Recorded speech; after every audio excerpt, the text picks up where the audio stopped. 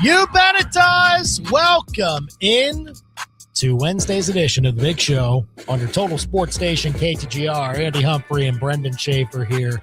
The matchup we expected is the matchup that is, in fact, happening. Rematch, Mizzou and Kentucky. Mizzou trying to go 2-0 against Kentucky in a year? How unthinkable would that be, I suppose. We'll talk about it and see whether we are going to pick the Tigers to go 2-0 against Kentucky in a single year. Yeah, because we'll have to do that today. The game's tomorrow morning, technically, when it starts. Yeah. So this will be our day to talk about this matchup, and then hopefully we've got another game to talk about on tomorrow's big show, looking ahead. But that would be then the Florida Gators if Missouri can get by the Wildcats again. So give us who you got for tomorrow's Mizzou-Kentucky SEC tournament game as the tournament got underway today and Kentucky won. We'll also get our thoughts in on Team USA on the brink of elimination in the WBC all of a sudden. That was bad. Crazy. That was bad. That's bad. We're going to talk about that. We're going to talk about how I can't trust the Ravens anymore to do a trade with them. And I don't think the rest of the NFL does. Yeah. Bam Adebayo's 83-point performance. That was pretty cool, right? It was very cool, right? It was cool, and there's no controversy surrounding it. None at all. Nothing at all. We'll get to all of that, but let's get to this first. Now, the Big Show's Big Deal. So it is, in fact, Mizzou and Kentucky tomorrow, and good. I think Mizzou, if they had played LSU in that contest, a little riskier, especially if you lose it, right?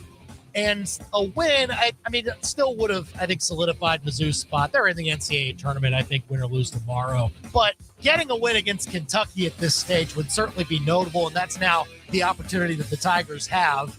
I don't think they've ever gone 2-0 in a single season against the Wildcats, though, so that would be something pretty historic if the Tigers can make that happen.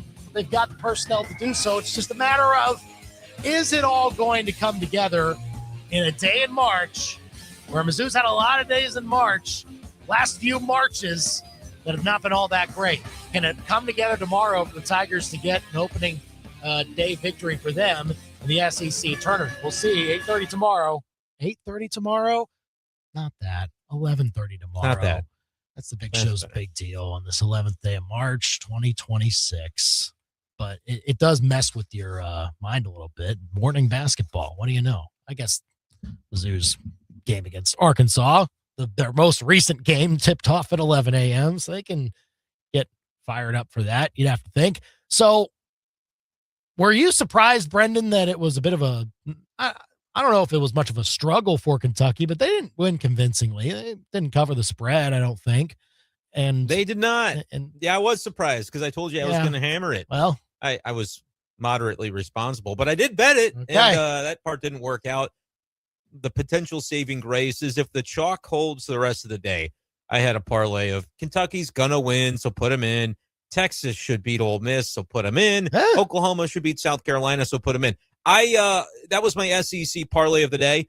We're one down, two to go. I neglected to include Auburn. I think they're winning right now against Mississippi State. That's a little back and forth there. Yeah, I think they'll be fine. Auburn's going to win. I wanted nothing to do with Auburn in the terms of where I was putting my money today. So, yeah, I didn't bother with them. Texas, I'm a little bit nervous. Like, are they going to be up for the game? But Ole Miss has really struggled. So, anyhow, I still have a chance when it comes to predicting the Kentucky win. But, yeah, I did think they would win by more. And the fact that they didn't, I guess it's got me wondering kind of what version of them do you see tomorrow? Does that kind of eke it out type of win compel Kentucky to say, okay, we got away with it, didn't play our best, and you know, maybe toyed with our food a little bit against a lesser opponent, and now are they going to be ready to go tomorrow against Missouri? I think so, still because of sort of the rematch vibe to it, but you know, you had made the point that you're not sure what version of Kentucky is going to show up in this tournament, and that Missouri might be able to, you know, get the better of them and clip them once again. And again, if they do, I think Missouri is soundly in the NCAA tournament, almost regardless of what some of these other bubble teams are doing today. SMU lost to Louisville by 4. That was a game to pay attention to with SMU was in that last 4 in. Cincinnati and UCF are going at it right now. Cincy looks to have the advantage there. UCF in the field per Lenardi, Cincinnati just on the outside looking in. So maybe they swap spots if Cincy pulls off that win. And I guess if you didn't place a parlay, you probably are rooting for Ole Miss to knock off Texas, because that would be one of those devastating losses for a bubble team that Missouri is going to avoid, because Kentucky is your next opponent. You're not going to play anybody lesser than that. So that's kind of the upside of Kentucky going ahead and handling it today, Andy. Yeah, you don't have any more opportunities for a bad loss. You're playing quad one games the rest of the way, no matter how long you go. And that's a good thing for Missouri, because these other teams are not losing quad one games. They're losing quad twos. And that hurts a little bit more. And they've already started the day, most of them at least, behind Missouri in a lot of those projections. So I think it is a good development so far, what has happened in conference tournament land for Mizzou at this point. We'll obviously watch the bid stealer aspect of it. A10 might get interesting. We'll see about the MAC and everybody else, but I think Mizzou's still had some pretty good developments here. And so I think they shouldn't worry about that. Don't worry about what other teams are doing. They are the team that I think can pretty clearly focus on their task at hand. They're the more well-rested team. And when we wonder about what type of team Kentucky can be, I actually think it's pretty likely that they're pretty close to the same as to what they were today.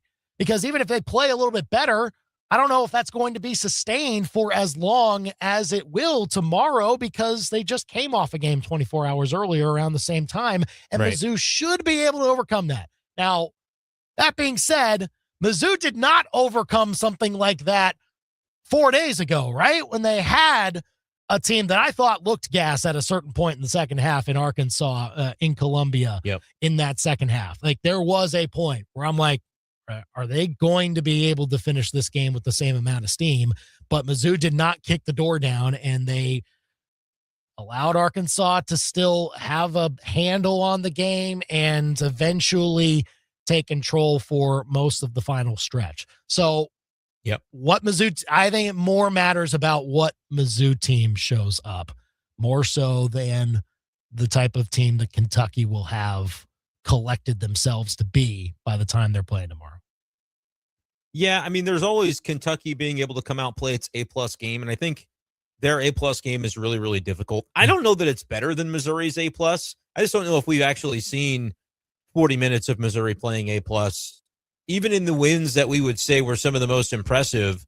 Like, Kentucky is a big game to beat where they did it, but Kentucky didn't play well in that game.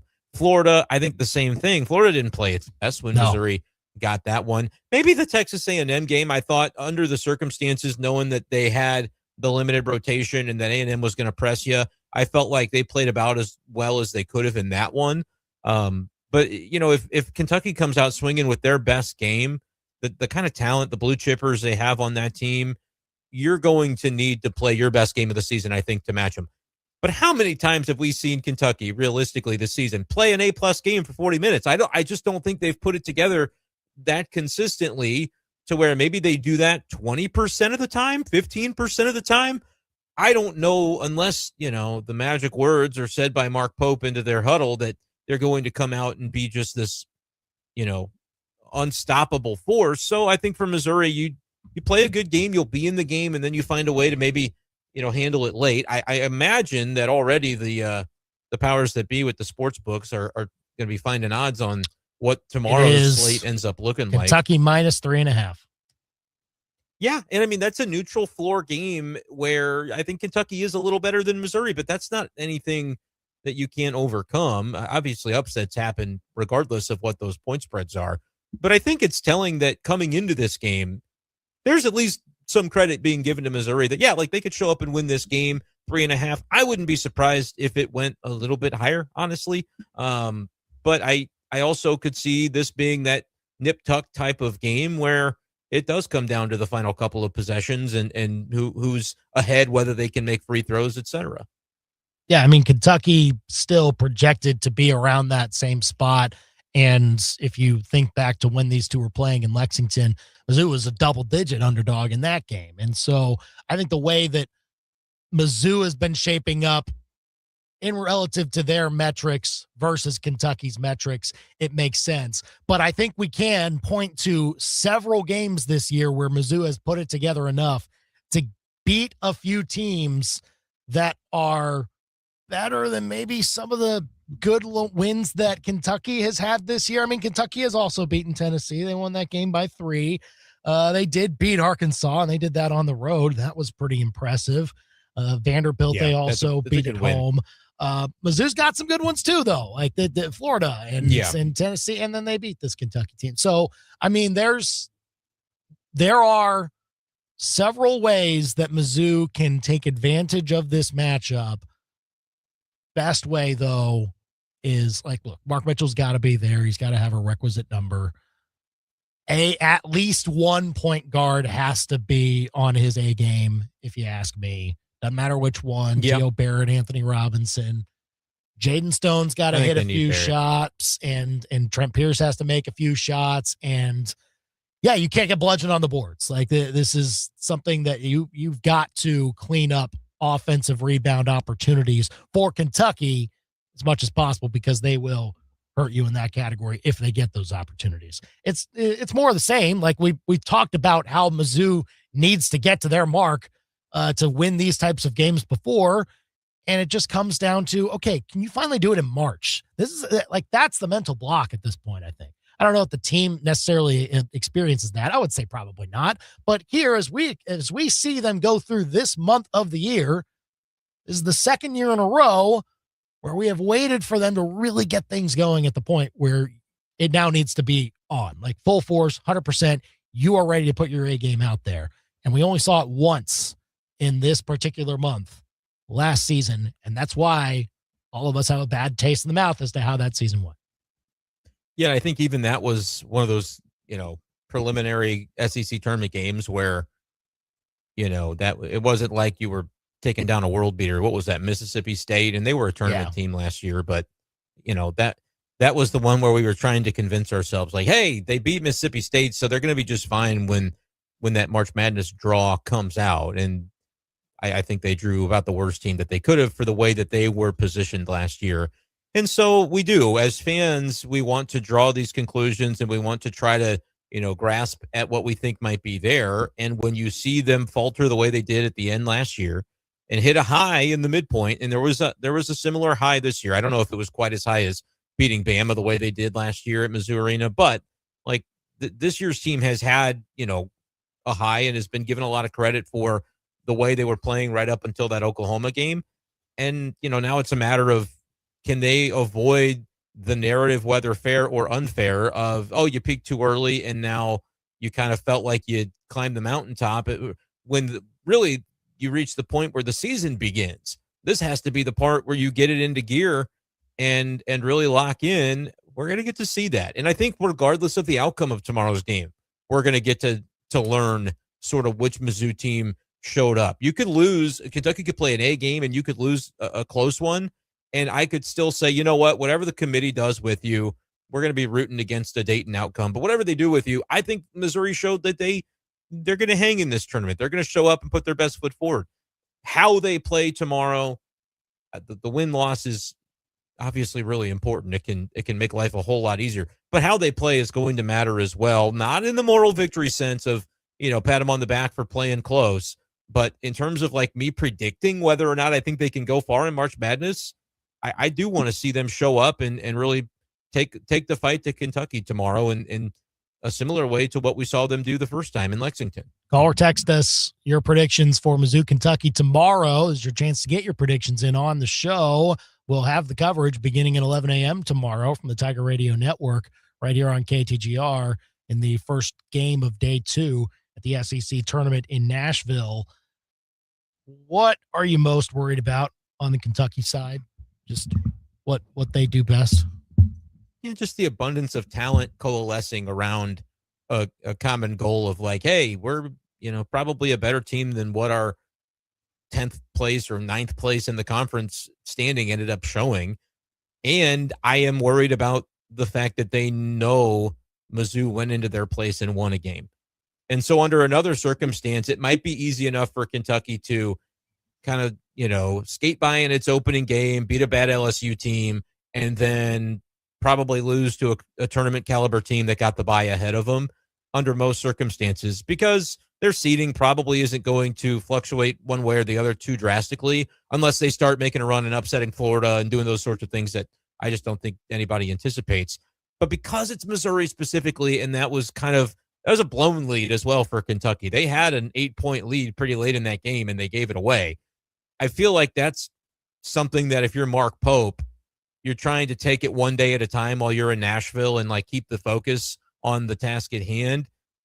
I don't think there's going to be a look ahead to Florida if you're Kentucky, and I don't think there's going to be a lack of motivation. I think he'll be able to point to, you're better than this Missouri team. Like if I'm Mark Pope, that's what I'm telling these guys. I'm like, don't let them beat you twice. Whether it's true or not, whatever we think about, the caliber of these teams, I just think what worries me most is the talent level and the fact that there's a real easy narrative-driven motivation factor if Mark Pope chooses to lean into it. That if his team isn't responsive to that, I just don't know, what they're waiting for. This is an opportunity for them to right a wrong that they felt might have happened on their home floor. It's easy to see that on the Kentucky side, and the motivation part of it is certainly there. I wonder if Missouri can find it to be even on their side. Like, you're playing Kentucky, go play your best against Kentucky. Like that's what I would hope is their approach to this type of game. They also maybe see like, oh shoot, we fell back onto the bubble in these projections once again. Let's leave absolutely no doubt. Right. I don't know if those two motivations are even. However, it might end up working out in the psychological game. But obviously that'll dictate what we see, I think, very early on, which team comes out with a little bit more juice there. I think for Mizzou, when you're talking about how to defend Kentucky, like Otega Owe is probably going to get his. I think the hope is that you just don't let him get hot from three. He didn't hit a three today, which was kind of odd to see. But I think you at least make sure that nobody off the bench from Kentucky has like an awesome type game. Like you just can't have them getting 3 or 4 different type contributors getting into double figures, because then you're just not going to be able to make up that math, if you ask me. Like that was enough for them to overcome an LSU team that I thought played a little bit better than a lot of folks were expecting them to play today. Yeah, we see that a lot on the Wednesday. Right. The team, I mean, we saw it with Mississippi State until now they're just getting popped by Auburn because you run out of steam. But LSU was able to sustain it and pretty much be in that game the whole time, which I don't know how Kentucky responds to that. Like you're saying, like they played kind of a close one today. Do you breathe a sigh of relief and say, hey, we're gonna bring our A game tomorrow, or do you kind of go, well, that's just who Kentucky is. They're gonna struggle with teams sometimes because they just don't consistently put it together. It's a very interesting matchup tomorrow, and one in which if Mizzou is able to get locked down on some of those other guys not named Otega Owe, and look, obviously defend Owe, try to make sure he doesn't go ballistic, but if you can force a few turnovers, if you can force him to pass the ball somewhere else and maybe force some turnovers off of that, Kentucky's a really good team at protecting the basketball. They only turned it over 5 this time. I think if Mizzou gets them to around a 9 or 10 mark, then they can have more of a shot than LSU maybe did in this game. So look, Kentucky will have more of the shock of playing a much better opponent than they did today. Question is, again, like it's got to, like Jaden Stone has to hit his first shot, or Trent Pierce has to see it go in fairly early. If you got to start quick and show us that you're going to be able to score the basketball. All right, for sure. So who you got? You asked about my biggest concern with Kentucky. My biggest concern is honestly with Missouri. Is like what happens if, because I think we kind of know what version of Kentucky we're going to see. What happens, though, if this game isn't played 73-68 like the first one was? Because it's not going to be.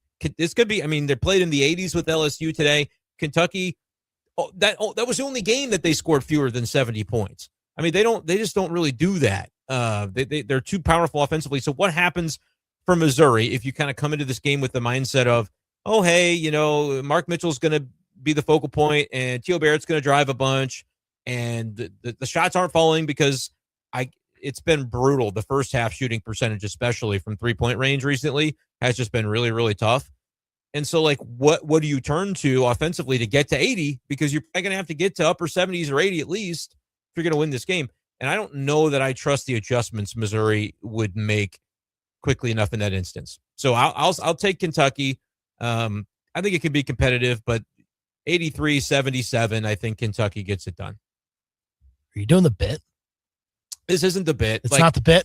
It's a 3.5-point spread. I think Missouri, it'll be that kind of game until the last couple of free throws go down. Like, they'll be in this game, I think, but I just see the path to Missouri having the offensive game it needs to have being a little bit too narrow, and I don't think they'll be able to replicate Kentucky. And, like, I'm not looking at the stat sheet, but I can pull it up. Kentucky only shot 43% from the field the first time. 38% from three, which is fine, but 43% from the field. Like, they were not making 2-pointers in that game against Missouri, and it was 73-68. I just don't think that you get away with that again. And if Kentucky has a defensive plan for Mark Mitchell, which many have tried, few have succeeded in that plan.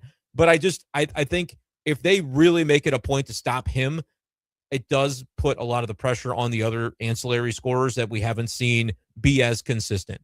And so that's my concern, is that Mitchell doesn't have a 30-point game in him because Kentucky is going to make it their number one goal to disallow that. And Kentucky's going to get to 80. So I think that's where Missouri runs into trouble, is just being able to keep pace with the ancillary scorers. Because I don't expect suddenly an outlier 50% from three type of game. You shoot 40 to 50% from three, and you get multiples from Stone and multiples from Pierce, and it, like, the flow is there to the game, and that's going to open things up on the interior. You got a chance, but I would say I lean toward that maybe not happening in this one. See, I do think Mark Mitchell will get to his moment. He'll get to his mark. He'll get 18 points, but I mean, I think it need him to just go, efficiently to 25 plus, or you get those other guys to start dropping threes. Jaden Stone will get to double figures. Trent Pierce will get there. T.O. Barrett will get there. And Mizzou wins 79-78. I hope you're right. I mean, that would be awesome, something. And we'd be talking about the Florida Gators and whether, Missouri could beat them twice in a year. Wouldn't that be something? Kentucky's gettable. Gettable. We saw today that they're not infallible. But you gotta bring it. And I hope Dennis has them ready to bring it. That'll be the question. Yeah, again, whoever comes out of the gate first can have a major advantage. We'll see if Mizzou can be that team as the more rested unit. But Kentucky today beats LSU 87-82. Does that make you feel better or worse about Mizzou's matchup with the Wildcats tomorrow? Give us your predictions at 573-875-KTGR here on The Big Show. We'll talk about the trade that got nixed, I guess. Like, this is not a weird officially, but I told you the Ravens. tampering thing was bad. Have the league year start announcing the deals. I'm fired up, and these aren't even my teams, but I think the whole thing is so stupid. I think it's okay to be fired up, even though these aren't your teams. We'll get to the Ravens-Raiders mess next on The Big Show. Follow The Big Show on Facebook, X, Instagram, and YouTube. And keep it here on your total sports station, KTGR. Save big on everything when you shop at Menards. Give your walls the most advanced protection with Pittsburgh's Paramount Interior Paint and Primer in one. It's scuff, scrub, and wear resistant, while also blocking stains and delivering true one-coat coverage. Choose from thousands of color options and refresh your space for spring. View our entire selection of paint and accessories today on Menards.com. Plus, check out the weekly flyer to find great deals happening this week. Save big money at Menards. To you, they're basically invisible. Tiny, weird, winged insects. Out of sight, out of mind, right? Not exactly. You see, while you're living your best human life above ground, there could be up to 1 million termites foraging for wood underneath your home. Steve's Pest Control needs you to know that termites are a serious problem. Like up to $5 billion a year serious. Oh, and that homeowner's insurance you've got? Yeah, termite damage isn't covered. In Missouri, it's not a matter of if you're going to get termites, it's when. A termite queen can lay over 20,000 eggs a day, and their colonies could house up to 1 million termites each. Upgrade your 5-star service with Steve's to the 5-star Advantage plan. In most cases, for less than $1.50 per day, you can show those termites that the Centricon system and Steve's Pest Control are a serious threat too. Hi, I'm Steve with Steve's Pest Control. We're going to solve your pest problem. I guarantee it. Now you got a friend in the pest control business. Steve's Pest Control. Hey, construction dude, congrats on the killer contract in Cape. Sweet. So, how are you going to get that Mongo crane down to the job site? Here's a haul of an idea. Just Google I-70 Towing. They're Mid-Missouri's go-to crew for heavy equipment hauling, too. Semis, dozers, RVs, goosenecks, farm and construction stuff, school buses, boats, bring it. If you use it, they can move it. Call the team they think you'll really love to meet. I70towing.com. Goosenecks. Give me some long necks.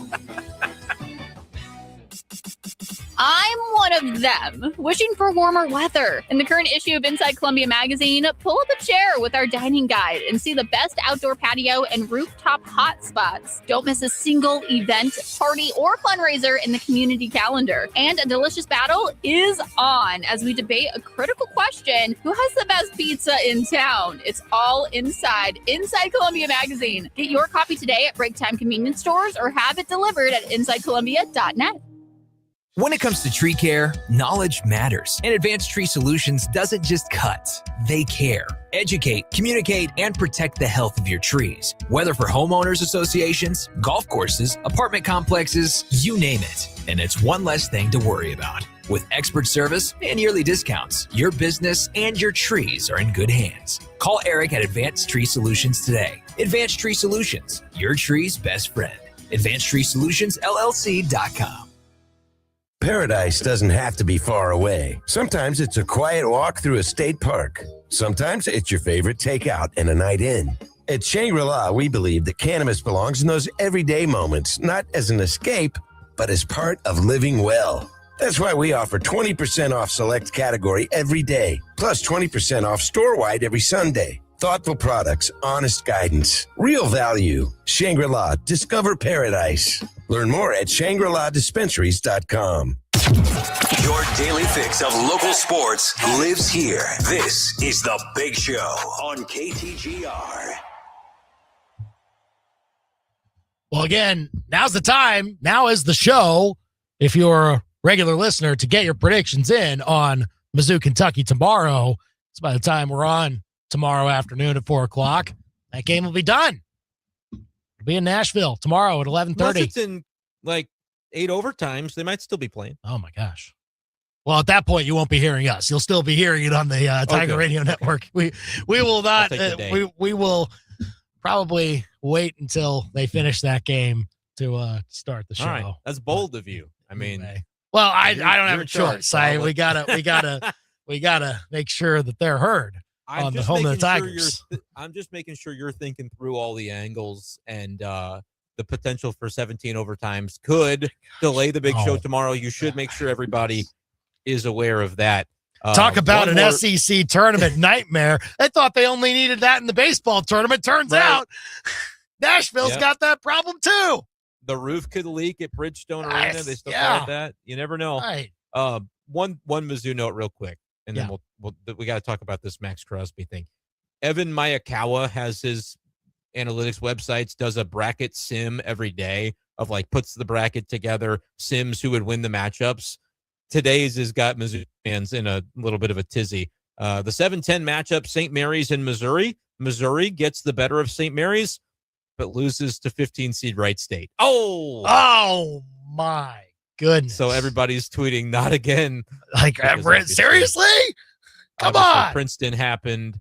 Never. That's it. I mean, I can't send my son, can't let him ever, apply to college at Kansas, obviously. I think Princeton's out too. It'd just be too painful. Princeton and another something state. Princeton down. Well, Norfolk State, I'm not worried about that. I mean, it's just the joke is that I would be turning down an Ivy League if my kid were smart enough to get in one. It's like you can go to any of the other Ivies, just there's not that so one. many other ones. Yeah. It's still too soon. All right. Oh boy. But yeah, no Norfolk State. If that were the case, there'd be plenty. He's only going one place anyway. I've already got him brainwashed. It's perfect. Oh man, it's so good. That's got to be good. He's probably ready for it. He now, won't even want to too. take another visit. Are you kidding me? It's kind of how I was growing up I as didn't like take any a other visits. Texas Longhorn fan. Oh, as really? I was. That's that was my childhood. Well, so mom was Texas graduate. Dad Right. was a Texas A&M grad. Right. So there was that little butting of heads. Mm-hmm. I kind of leaned towards the Texas side because they had Vince Young, and And then your brother went to it was like Baylor? all that. Yeah, my brother and sister went to Baylor, and I You guys are left the spreading state. all across. Yeah, we're not weighing in You on this battle here. We're just gonna step out and do our own thing. Right. We're gonna go over here, and I can't even make a joke about like a Texas joke because I like Texas, the state. I don't really like their teams, but so you were a Texas fan, and then you go, I'm going to go to Missouri, and obviously you made the right choice. Well, but part of it was, I've seen the Texas campus all the time. I've seen this A&M campus a bunch already. This is kind of, do I like this as much as I say I do? I don't want to. Yeah, he could break my heart in 15 years, but I don't think I'm not worth it. Oh, okay, I think, gotcha. All right. I think he's in the I bag. mean, yeah, he's. Might as well start applying now. Get those preschool numbers up. I mean, you got to really get those impressive test scores and what have you. I mean, eventually they'll start recruiting at this age. Yep. I wouldn't be surprised if there's already been a toddler signed by Dan Lanning or somebody like that. Yeah, there used to be like Saban just signed another 8th grader. Right. Yeah. What are you talking about? It's so I ridiculous. don't hear as much of that lately. But no. Anyway. Because nobody cares about high school recruiting anymore. But they shouldn't. Nor middle school recruiting. Well, or middle school or elementary school. To the good middle school recruiting. What happened to the college sports I love? My idea for a middle school college recruiting site, I had the idea of we only talk about 8th grade recruits, and now it's just there's nobody Not getting trying off to the ground, unfortunately. Nope. Man, that's too bad. Again, Mizzou, Kentucky tomorrow. Coverage begins at 11 a.m. Tip off at 11:30 right here on KTGR, and then of course, shortly after that's done, hopefully, we'll have the big show at 4 o'clock as we usually do to break it all down. See if we're reacting to a win or a loss, and see if we're looking ahead to another game the next day. We'll see. Yeah. But lots to figure out there. Okay, so why should anyone trade with the Ravens anymore? Why should they do it? Why? Well, I think if you're going to do it, you have to do it during the league year so you can finalize the trade. Sure. Yeah. Because we kind of joke about it with the legal tampering. It is very weird that they do it this way, that there's a day where everybody starts talking about what the contracts are going to be, what guys are signing for, what trades are happening, who's going to be released. And it's just the agents leaking it out to all the quote unquote insiders, and they get their intel. But like, it doesn't really serve anybody other than I guess it serves the fans because we get to know. But there's this notion that like, if the league year's not open, what's to keep a team from, backing out of something? Nothing. If they can't Nothing at all. officially do it, and we've not really ever had one quite to this degree, where I think what happened is plain as day. I think the Trey Hendrickson situation doesn't get resolved in day 1 of legal tampering, and it doesn't get resolved during the day of day 2 of legal tampering. And the Ravens took a step back and went, if we can sign this guy for like maybe even a little bit less than Maxx Crosby and keep 2 first-round picks, why wouldn't we do that? And I think that's what happened. It's exactly what happened. I think they're slimy. I think I saw Adam Schefter tweet out that the Ravens GM just said, well, we were going to pair them both. We're going to try and get them both. Crosby Okay. with sure. Hendrickson. Yeah. But we decided, and it's not a coincidence at all that the Crosby stuff officially goes up in smoke yesterday, and then today Hendrickson signs with the Ravens. It was a guarantee because this is the order of operations that they used. They realized they got the buyer's remorse. But my point is the system is a problem here because there's nothing to keep them from doing that unless, to your point, the result is that nobody's ever going to trade with the Ravens again, because I think the league at large is upset with Baltimore for doing it this way. Yeah. Because it does sort of throw the entire system into a little bit of chaos, and you can wonder, well, what's to keep? Are we going to have to change the way that this happens? We're seeing now agents aren't really reporting the salaries to the insiders that they leak. It's become such a joke too. the insider will leak it out and say this contract with this team for this many years and this much money, and that the deal was negotiated by so-and-so. It's like, wow, who is your source for that? How'd you figure that out? They're even naming the agents and giving them the extra tagging publicity. them. Like, it's just, it's so transparent. The first year that I remember them tagging the agency. Maybe it's happened in the past. Yeah, I don't know. But is that a coincidence? Have we flown too close to the sun on all this, where in a period of time where nothing can actually legally happen, the whole NFL world knows exactly what's going to happen, unless a team decides to use that to their advantage and take advantage of a situation of a top-tier player? Hendrickson was listed among the top 2 or 3 free agents on everybody's lists in the entire offseason, and they wanted a pass rusher, and they're going to pay him a little bit less than the Crosby contract would have been, and they keep 2 first-round picks. It's a no-brainer. Like, it's a good move, unless 31 other teams hate you now, and we'll see. I honestly think it'll blow over, and it won't cost Baltimore anything, because it's just I just don't necessarily see this being something that if there's a deal to be made that makes my team better, I'm not going to deal with them because of what they did. The team it really hurts the most is the Raiders. I mean, they should be livid, and I don't even know what they're going to do. Yeah, I don't know what they're going to do. They signed a bunch of guys, contracts, but now they don't have the cap room. I feel like now they have to try it. They at least have to keep trying to trade Maxx Crosby at this point, because they will trade him. They made Tyler Linderbaum, by far the highest paid center in NFL history. They reset that market by like $9 million. Do you think the Ravens were mad about that? Like, it was they were trying to re-sign their center, or did they figure that he was a lost cause? No, I don't think it was that. I mean, I think it, again, was this trade was negotiated before even legal tampering was open on Monday. That was a reported trade, I think, by the end of Friday. And so Maxx Crosby then has 4 days essentially to go over to Baltimore. They check him out, and I don't believe that they decided, you know what? Take a few days. You can come here Tuesday. And then we're going to figure out what's actually going on. No, I'm sure they had every bit of info that they needed to know about Maxx Crosby when they were saying yes to the deal, whatever that part of last weekend happened. And then, they saw how the wind was blowing and decided to reverse course. So, I think there will be some self-policing, Brendan, on how teams look at the Ravens. But from the Raiders' perspective, you do need to, it is within your best interest to try and get Maxx Crosby off the books. And Andy, they're going to trade him. They're not getting 2 first-round picks. Someone's going to be able to hold them over a barrel. I think they can get one plus something else, but it's not going to be 2 firsts. Like, it's not going to be that leverage is gone. Yeah. I mean, the leverage is, and I think teams are going to, it could be it could be real brutal in terms of what they're able to get for him because of this, right? Because of this knowledge that everybody has of like, well, they're kind of screwed if they don't trade him. So I don't know what's going to happen with that. I do feel for the Raiders with that, because no one's really ever done this before on this scale anyway, that I recall, where it's like, everybody kind of operates under the good faith and, can't legally do the moves yet, but it's going to happen. We see this all the time. It's been this way for years. It's really the only league I can think that quite does it this way.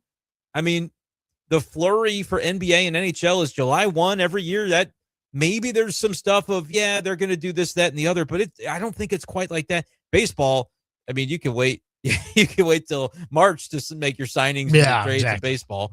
So there's really, it doesn't really function the same way. NFL has always just done this where, like, we talk about it. To their credit, they own the calendar. But I always feel like there was this notion that the system is susceptible to a moment in time like this.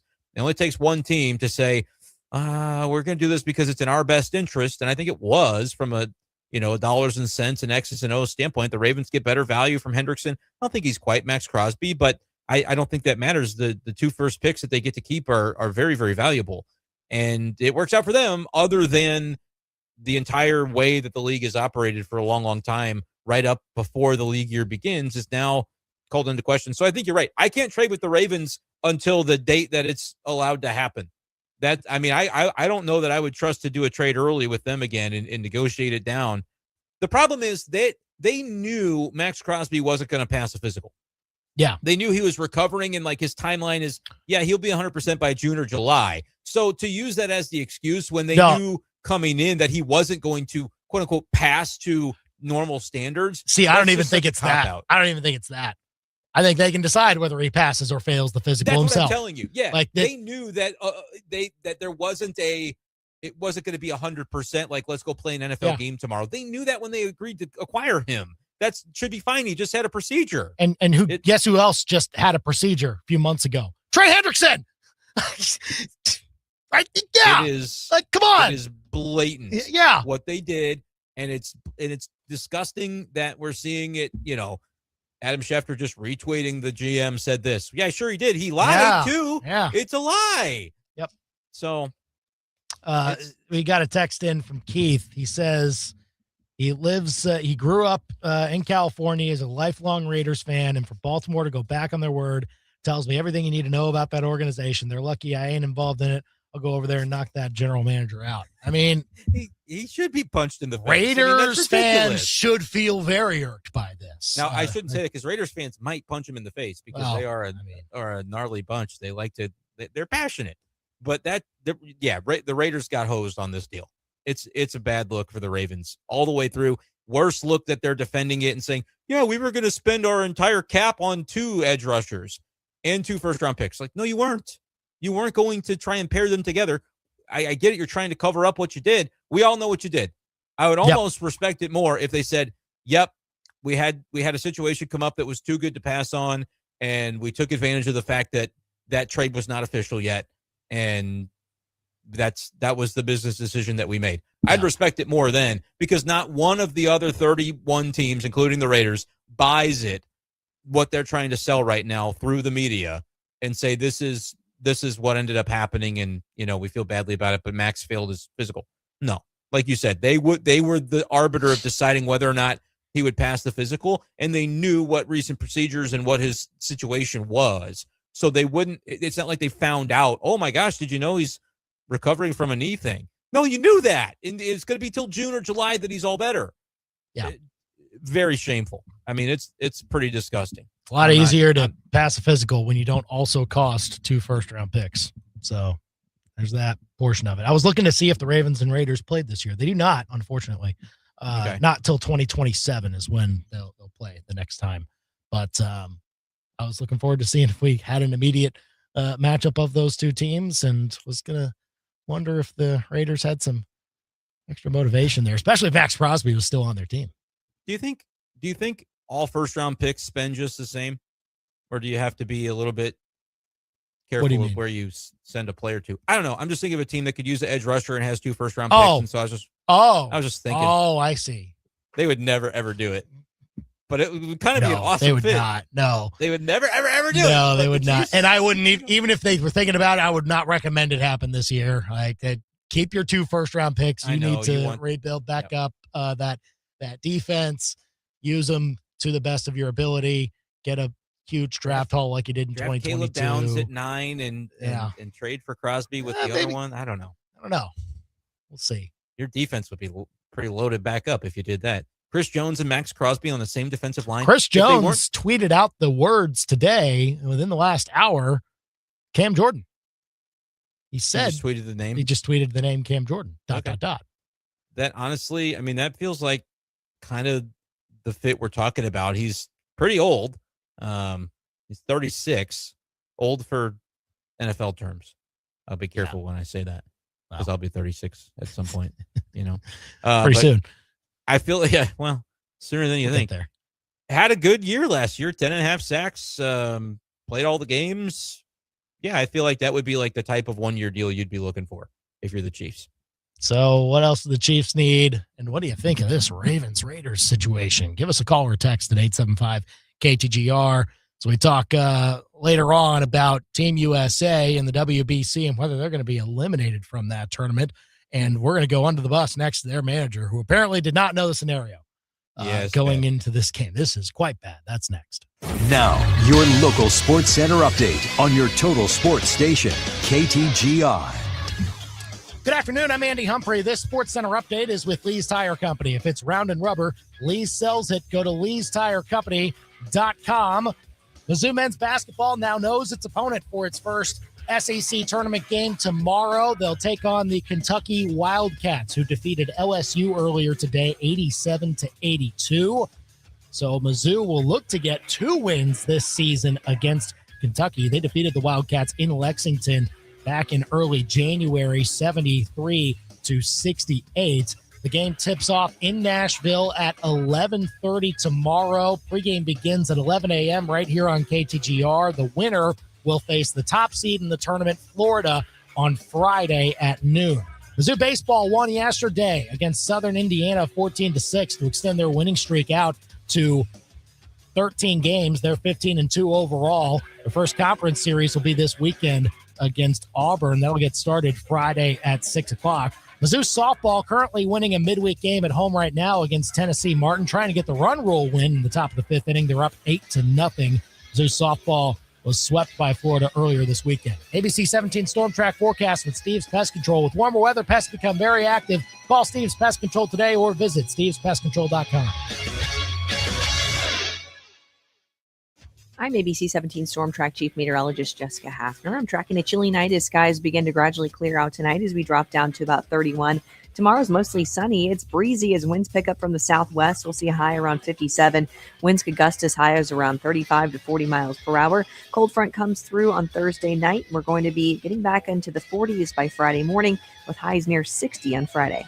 I'm ABC 17 Storm Track Chief Meteorologist Jessica Hafner, and that's your ABC 17 Storm Track forecast on your total sports station, KTGR.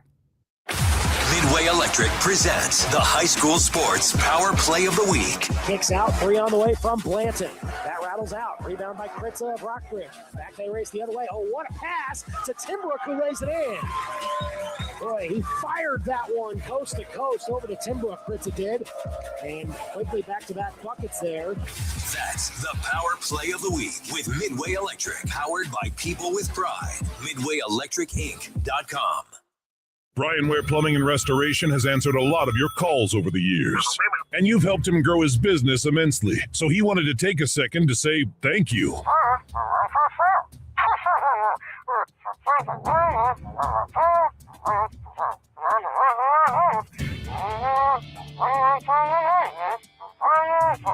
Oof, that was pretty emotional. We couldn't have said it better ourselves. So keep calling Brian to unplug your plumbing problems. BrianWarePlumbing.com. As we get into the heart of basketball season, 1851 Underground Tap and Grill wants to remind you whether you need a place to grab a bite after a local high school or college game, or you want to plop down with some friends and watch some of that college conference action on TV, they've got a spot for you. Your favorite cold beer or cocktail and delicious appetizer or dinner options on the menu. Check them out on Facebook or at 1851underground.com. It's no secret that it is underground. 1851 Underground Tap and Grill in the historic Brick District, downtown Fulton. My name is Josh. I am an exterior project specialist with True Sun Exteriors and Interiors. If you are living in an aging home, you may start noticing items around your home that need repair or replacement. For example, your roof, shingles blowing off, roof leak pop up over time. If you're in an aging home and you look at your windows, you may start to see fogging up between the glass so you can't quite get it clean, or sashes that don't quite open just right, don't lock just right. With something like siding, you're going to notice that your paint is fading, and that may be signs it's getting old. Maybe the vinyl siding on your home is brittle. And finally, if you have a deck, this is a common item of failure. Your stairs start to get a little wobbly and feel unsafe. If you notice any of these things happening to your home, give us a call and we'll let you know whether it be repair or replacement. We're going to take care of you. The difference between a house and a home is the attention to detail. At True Sun Exteriors and Interiors, we'll turn your vision of a dream home into a reality. For more information or a free estimate, go to TrueSunExteriors.com. TrueSunExteriors.com. The Como Man Show is almost here. This Saturday, March 14th at the Northeast Events Center where the Boone County Fair is held. You can win prizes in the hot wing eating contest or enter to win prizes like sweet tickets to a Mizzou game, iron rocking chairs with a fire pit, Royals pub table, concert tickets, and more. With food trucks and tasty beverages available. Plus, a portion of the proceeds will be given to the VIP Veteran Pack program. General admission and VIP tickets on sale now at ComoManShow.com. Winter is in full swing, and Aleve is here to keep you moving. When the cold weather sets in, everyday aches and pains can linger, but Aleve's got your back. with up to 12 hours of body pain relief per dose. Aleve keeps you going with long-lasting body pain relief to get you through whatever the season brings. Chilly days or cozy nights, Aleve gives you that long-lasting body pain relief you can count on this winter. Try Aleve. Use as directed for minor aches and pains. Rain-X wipers are the #1 wiper blades in America. That means all kinds of drivers choose Rain-X. Big drivers in small cars choose Rain-X. Small drivers in big cars choose Rain-X. Drivers with long hair and short commutes choose Rain-X. Drivers with short hair and long commutes choose Rain-X. Drivers with pets on board, babies on board, and bored babies on board choose Rain-X. Basically, drivers who love a clear view of the road all choose Rain-X wipers, the #1 wiper blades in America. The best local sports talk around on your ride home. You've got The Big Show on KTGR.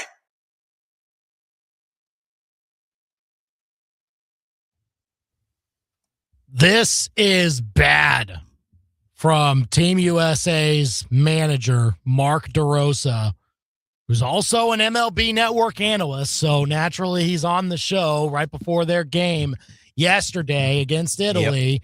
And he's treating it as, we're trying to get some guys some work because we know we're in the quarterfinals. He used the phrase punched our ticket. Yeah. We've already punched our ticket. Already punched our ticket. What he said.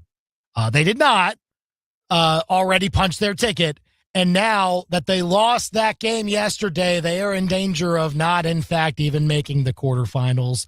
There are some things that have to happen for them to back their way in because of the Italy-Mexico game tonight. They're done playing games. They're reliant upon the outcome of tonight's game, this afternoon's game.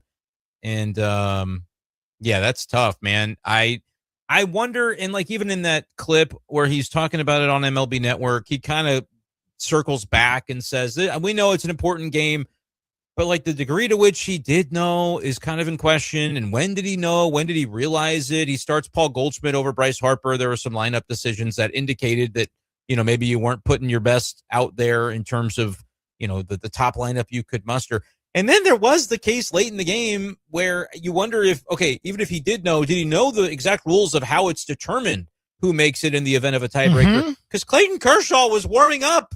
And there's no point at which, God bless him, you're not going to use Clayton Kershaw over Mason Miller, who they eventually brought into the game, because the run differential stuff, not the differential, but the number of runs allowed ends up being the tiebreaker. And so you needed to suppress runs even in a loss, which makes it so important that Pete Crow Armstrong hit another home run. They're still alive, but they need some help. It was very questionable. And if Mark DeRosa was kind of using this as a platform to maybe get a real MLB manager job, I don't think that's happening at this point. Very public, unfortunate set of circumstances that happened that it does leave him with the egg on his face, regardless of what he knew when. The optics of it are very, very bad. It's really bad. We're going to discuss a little later about if they do get left out, how much of an embarrassment should it be for Team USA. And under the bus of the NFL, they are reportedly exploring putting a game on Thanksgiving Eve. The Wednesday, right before Thanksgiving. Yep. Enough. They will be playing on Wednesday, Thursday, probably Friday, probably Saturday, probably Sunday. I'll tell you, the Sunday slates on those weeks are already getting pretty lean. Yeah, for those people that pay for the Sunday ticket and everything. Just saying, it is mind-boggling to me. And by the way, it's just that day, in my opinion, should belong to college football. It could very easily be done. The NFL can take what they want, and they probably will. That's why they leaked this out, so everybody can get used to the idea. I'm okay with the NFL playing on a Wednesday if it's Christmas, or if it's not Thanksgiving, but if it's Christmas, like last year was Christmas on Wednesday, fine, whatever. But you don't need to add the day before Thanksgiving. Enough. Yeah.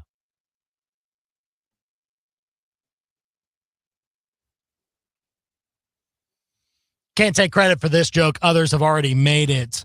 But, hey, former Mizzou basketball player Drew Smith and Bam Adebayo combined for 88 points last night. How about that? Good job, Drew. What do you know? Getting that going. 5 points. Scored 5. He scored 5 points. Yeah. He's helping out Bam Adebayo down the stretch there. And good for Bam. 83 points. Good for Bam. That is good one of for the best Bam performances ever. Yeah. It is. It is a little like at the end. We can talk about it, but it was it was great. Very transparently. I mean, they were fouling up 25. That happened in Wilt's game down. too, just so you know. Happened in the 100-point game. Wilt never scored 100. There's no video evidence of that. That didn't happen. Oh, so that's the conspiracy theory you're going to follow for that. I thought that was confirmed. I mean, there's a lot of people who say, produce me the video, but it got to be a little bit much. It was very funny that the Heat broadcaster said, he's going to be content to share 81 with Kobe Bryant. He's going to leave the game now. And they didn't sub him out. And they kept fouling to get him the ball back. Keeps going. Yeah, we'll talk more about that. I think it was a great performance. It was a very good performance. We should celebrate and loud with the best performances, singular, in NBA history. But we'll talk about that. We'll talk about Team USA potentially being left out of the WBC. And Greg Sankey's comments on Feinbaum. Did he signal a potential SEC breakaway? We'll listen next. Farming comes with pride and pressure. Long days, unpredictable weather, rising costs, and worries that don't quit. You don't have to carry that stress alone.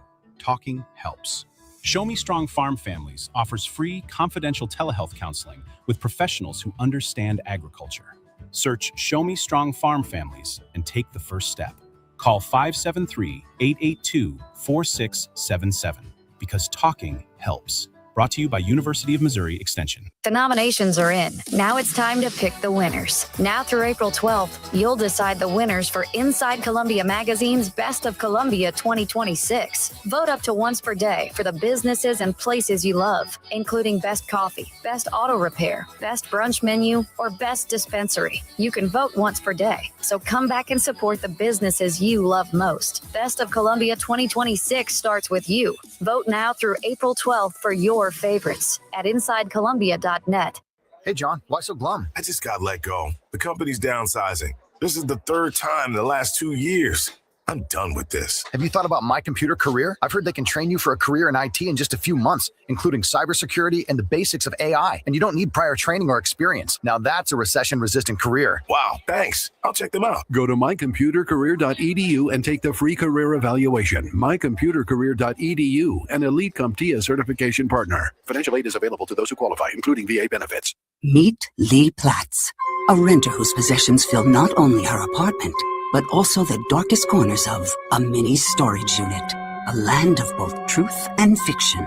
Truth, everything inside is protected by Progressive. Fiction, one day Lee will fit into her clothes from senior year of high school. Renters, discover coverage for what you love and what you can't get rid of in Progressive's Protection Zone. Get a quote at Progressive.com. Progressive Casualty Insurance Company affiliates and third-party insurers. KTGR AM Columbia, KTGR FM Fulton Columbia, K286CL Columbia, in Missouri's total sports station. KTGR is Sports Center. I'm Christine Lisi. Gutted is how Ravens GM Eric DeCosta described how he felt after learning concerns popped up during pass rusher Maxx Crosby's physical, which led the team to back out of a trade agreement with the Raiders. He explained he had to follow the Ravens' medical staff advice and nix the trade. DeCosta acknowledged Baltimore tried to land both Crosby and Trey Hendrickson. Hendrickson did agree to a 4-year deal with the Ravens today. ESPN NFL insider Dan Graziano explains what's next for Vegas. I think what you'll see here is the Raiders kind of regroup. They had meetings last night. What do we do now? Can we afford all these guys? What do we do with Max? I think right now, given how depressed the value is of Maxx Crosby as a trade asset, you'll see the Raiders take their time, maybe revive some of these talks as we get closer to the draft or later into the summer. But there is a scenario where he's on their team in 2026. Quarterback Daniel Jones and the Colts agreed on a 2-year, $88 million deal, $50 million fully guaranteed. On ESPN2, it's the Southland Tournament Final. McNeese leads Stephen F. Austin 42-25 at the half. The winner clinches an automatic bid to the men's NCAA tournament. ESPN Radio is presented by Progressive Insurance. Progressive Commercial Insurance can protect your small business with over 30 coverage options, an easy-to-use mobile app, personalized discounts, and more. Get a quote in as little as 8 minutes at progressivecommercial.com. Discounts and coverage selections not available in all states or situations. From Faro. 15 to the 10, to the house. Bush. Back to the wall, and it's got her. And Arrowhead. Touchdown!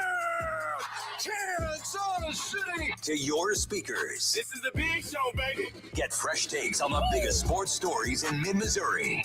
Right now, this is the Big Show with Andy and Brendan on KTGR. Oh, glad you're with us on a fine Wednesday. Hey, you can give us your thoughts on how Mizzou's going to do tomorrow against Kentucky. 11:30 tip. Pregame begins at 11 right here on KTGR. So you can give us what you think, what's going to happen in that game.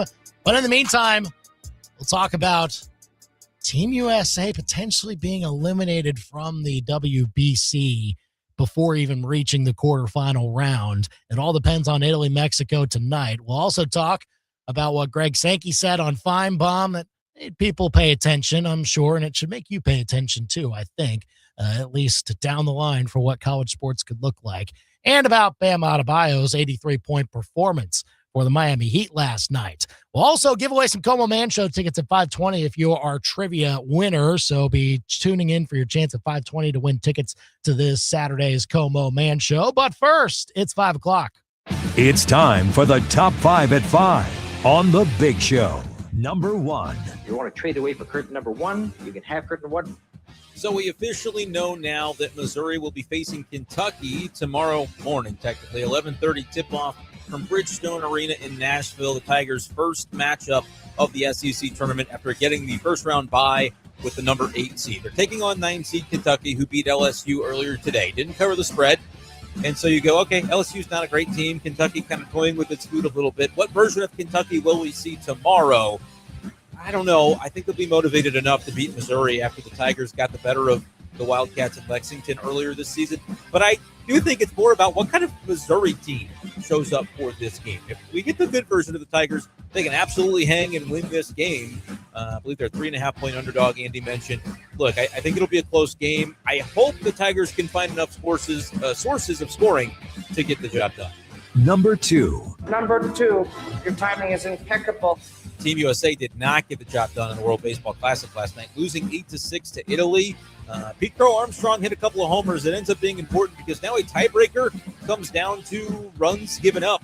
And you're hoping to see Italy and or Mexico just score a bunch of runs tonight because that's basically what can make USA be safe in all of this. But bad luck for Mark DeRosa, the manager of the team, to not necessarily know the full scope of the fact that, A, they hadn't punched their ticket to the quarterfinals yet prior to last night's game, and B, I just am not sure with some of the lineup and pitching decisions that he was looking to make in that game last night. Very bizarre situation. Number 3. Another bizarre situation. GM of the Ravens, Eric DeCosta, I think he's a liar. Nobody believes you. It's actually kind of disgusting to see the media repeating what DeCosta said. No, he's not gutted that the Maxx Crosby trade fell through because of a failed physical. He did it on purpose and he got what he wanted. Now he can deal with the fallout and own it. That's my opinion. Trey Hendrickson's a good player. They keep their draft picks. I get why they did it, but I hope the rest of the league turns a blind eye to them a little bit and says, we don't want to deal with this team anymore. Number 4. Oh, shanked it. Bam Adebayo, 83. It's a cool story. He surpasses Kobe Bryant's 81-point game for the second highest scoring effort in NBA history. If you believe that Wilt actually scored 100, I'm not so sure. Look, it was great. He had a huge first quarter that propels him, but this was a blowout game, and I thought it was a little bit shameful the way they kept fouling at the end of the game as if they were trailing late just to get Bam more scoring opportunities. Number 5. What is the 5 fingers? Say to the face. Slap. Hey, the NFL owns the calendar, so playing a game this coming season on Thanksgiving Eve on a Wednesday, why not? That's the Big Show's Top 5 at 5 on KTGR. Call or text us at 875-KTGR. I'll tell you why not, because it wouldn't make sense. That's why. Well, it doesn't That's why make not. sense. But when has that ever stopped them before? You know what it'll make? Money. Wow. They'll get to sell that game probably to a different entity that's going to stand alone, pay for. I mean, I think you made the point of that Wednesday could be a college football day and that there would be some validity to that. So much better because like that's the end of the college football regular season that week. And so like you don't have to worry about a team having to play or getting a long bye or something like that. Like you could have a standalone game that everyone will want to watch, and maybe it can be a rivalry game, right? That teams prepare for every year, but they have their bye the weekend before. The so week they get before. That's week and a that was my half to question. prepare for it and then play that Wednesday. And then it doesn't matter what happens the rest of that week because that's the end of the regular season for most teams. Yeah. And so no, I do. Calendar-wise, it fits a lot better for that. The NFL has never cared, though, about what would be like better for the greater good. It's like, can we plop a game in here and have eyeballs on our league for an additional day around the holidays and make a bunch of money from it? Okay, we're going to do it. Does it impact the players? Do they have to like have big time implications on where the bye weeks go for the NFL to get you playing on a Wednesday again? Like, yes, it's going to add more of that to the calendar. I don't think they care. I think they'll do it. To your point, I think college football should just say, whatever, we do what we want now too. Like within whatever's legal, because I know there are like laws in the Broadcasting Act that have been on the books for decades. Whatever they're allowed to do, college football should just say, we're just going to do what the NFL's done because the NFL's been stepping on everybody else's toes and people will watch these college games. Well, I think if you did something creative, I don't think you should just cower in fear of the NFL and say, well, we're not going to do something because the NFL's playing on that day. They took Christmas from the NBA, which I supported. I'm down with that. But I do think these other leagues should be willing to, kind of punch back and say, hey, we're just going to do our thing. Well, and come what may. Referring to college football as a league is not quite true because college football doesn't have this one thing that the NFL does, and that is structure and rules and a commissioner and all that. Maybe that's why. Okay, Greg Sankey should say the SEC's playing on Wednesday. Get over it. Well, so here's the thing. I think it would actually work best for a league that is playing their championship game the next week a little bit sooner. And the Big 12 actually announced that they're going to go on that Friday now. They're going to play in the Friday night window of the first weekend of December after Thanksgiving for the championship weekend. Tired of playing at 11 a.m.? Yeah, like they don't want to play at 11 a.m. before then. And I think they're going up against another window there. I don't know. But they're going to play on that Friday night now. And so they could have teams playing on that Wednesday potentially, and whoever might be in the mix for the championship game wouldn't be irked by it, by the fact that they're playing Sunday and their opponent would potentially be playing Wednesday. Like you could have everybody play that and then you go on from there. So like there are leagues that could make it happen. It's just, again, like until we have some set of rules in college football, this will never be the case. But that's unfortunate because I think that they day didn't should play a be. game. I checked it. They didn't play anything on Wednesday, and they only had one Thanksgiving game last year. It was Navy and Memphis. It's weird to me that there wasn't more college football on Thanksgiving as well, which used to be a thing too. Well, and I'm okay with that. Like I'm okay with college football having Friday, NFL having Thursday. Like I think there can be some shared, dominance.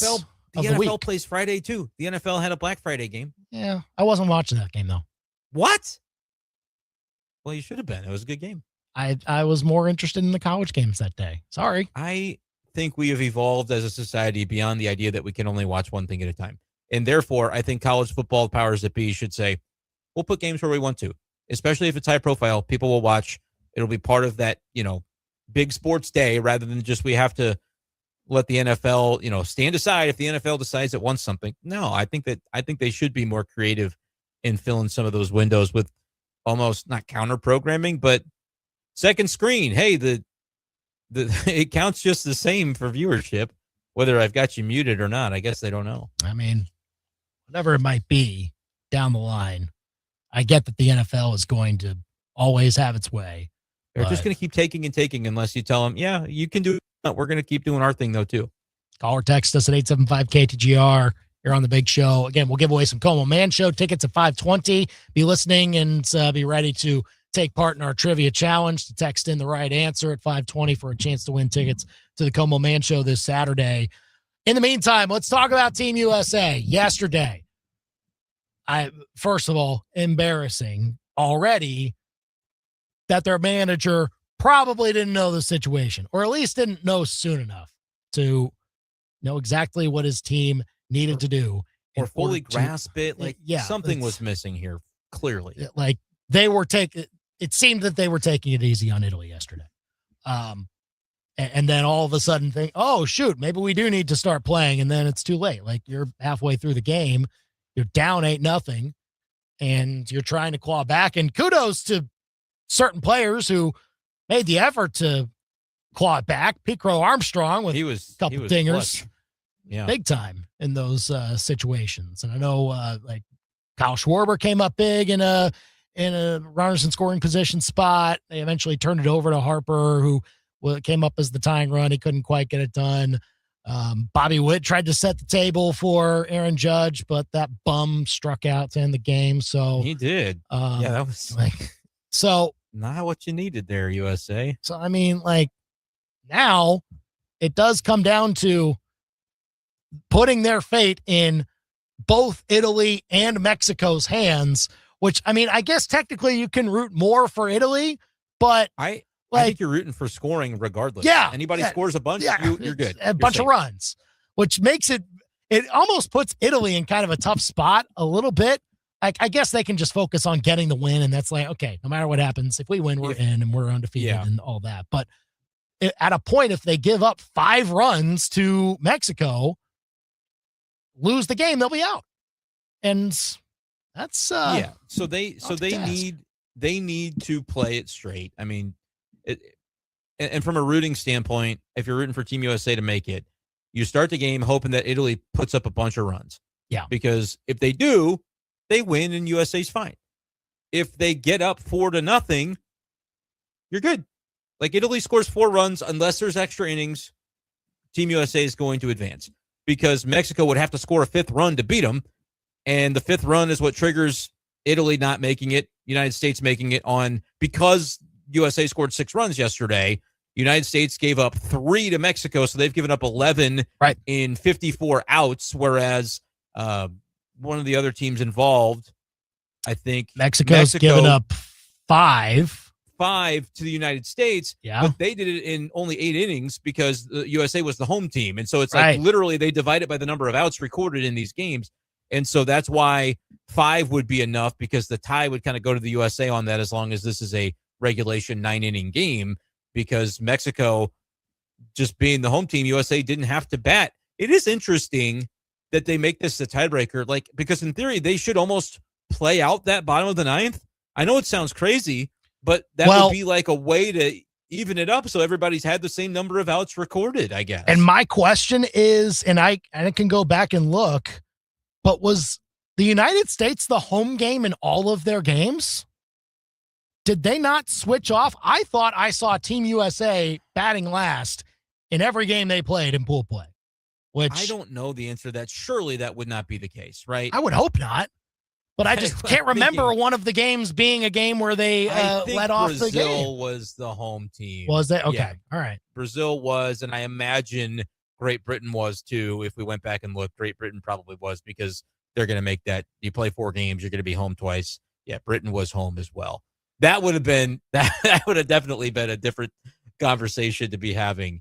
But yeah, your point stands. Like, the fact that you are playing, you have to play 9 outs to have the same quotient as everybody else, or the same way that it's not 9 outs, but 9 innings. I can also kind of see the other side of it. Like, this is technically still spring training, and like, these guys we need to preserve arms as much as possible. And there are run rules. And so, like, there can be that type of aspect to it. So I get why they maybe had to make this compromise there. It does kind of create a weird situation, though, because Team USA, I still think, even if they back their way in, they should feel embarrassed. Like, no matter what, like, going into their next game, they should feel embarrassed. I don't even know if winning the tournament takes the heat off DeRosa, fair or unfair. Yeah. Because I'm not, like, again, if you listen to the clip, he kind of said, and he said, I misspoke. I was on with my buddies and just kind of, he was just kind of half-assing it. But I feel like there was some semblance of truth. Like, did he have no idea that the game mattered, or was it just a case of, I thought we were good. I thought we were sitting pretty because we won 2 games, and why wouldn't we be, or 3 games, and we're going to be fine, and just maybe didn't fully comprehend exactly what the tie-breaking procedure was. Didn't maybe understand that Italy and Mexico still had to play each other, and so that's you're going to have 3-3-1 teams if that game goes a certain way. Whatever. Again, you could look at it in the favorable light and say he just kind of misspoke. He knew it mattered, but it's a bad look, bad optics. But he knew in that moment, even as he did the interview, that no, they had to accrue a certain number of runs or prevent a certain number of runs to actually be okay. You're probably not thinking to give up 8 runs to Italy in that situation. Even if you do lose, it's probably lower scoring. But even the most favorable reading of it does not reflect well on DeRosa in a spot where, like, you kind of had one job, right? Get back to the next level of this tournament so that you can potentially avenge the loss to Japan that you had 3 years ago, and like that being the whole point of this, with so many additional American players deciding to participate. Even a favorable reading of it doesn't look good on D-Row for this one. Well, certainly not on him. How favorable is it upon the players, though? Because they're the ones that play the game. They're the ones that throw the pitches, and they scored 6. I don't think it's honestly that big on the players. Like, it's baseball. It's hard. There's major league caliber pitchers or guys who are recent major leaguers on the other side pitching for Italy. If in one game you don't mash more than 6 runs, like they scored 6 runs. I think, do you kind of go through the motions a little bit because you feel like you have it early, maybe, and that would be something that you would criticize. But Team Italy, though, could be considered like Team USA B squad. Like, almost every single player on that roster was eligible to play for Team USA, but obviously they weren't. And weren't asked in many cases. And sure, some of them probably would have wanted to play for Italy no matter what, even if they were asked to be on Team USA. Right. They have that much pride in their country, but I'm sure a lot of them were irked and said, well, it would have been nice to play for USA, but I'll play for whoever wants to take me, right? So there's that aspect to it. And like, they clearly played with the team with more motivation. And it was only one game technically where that happened to the United States, but it could still be the one that absolutely knocks them out of a tournament that is almost rigged for them. Like, it's just, that's the part that I can't get past. Michael Lorenzen throws up 4 2/3 scoreless for Italy. That he deserves a lot of credit, and we know he's a big league arm. Like, you can put down a layup. The problem is, and again, I don't know how much this is Mark DeRosa's fault, because it may be that guys like Skubal just wanted to get their outing over with so that they could be like, hey, I participated, but then I'm going to get back and prepare for the season. Prepare for trying to get, a monster contract in free agency this year, and not, but if you're as the manager have any say so, Skubal has to be pitching this game more so than he pitched against Great Britain. Like, it doesn't, it doesn't make any sense. And like, if you really wanted to get down to it, okay, this team has more of, the type of hitters that Skubal could potentially negate. And so, like, you strategize it and you manage it. It's different than an MLB manager. I don't think DeRosa had say so necessarily over. He does have a lot of rules to follow from other teams. You're just trying to not break these star players for their MLB teams, because that would be another way that you get egg on your face if you're Mark DeRosa. But Nolan McLean is a rookie for the Mets that, people are very excited about, but he started this game and didn't pitch well.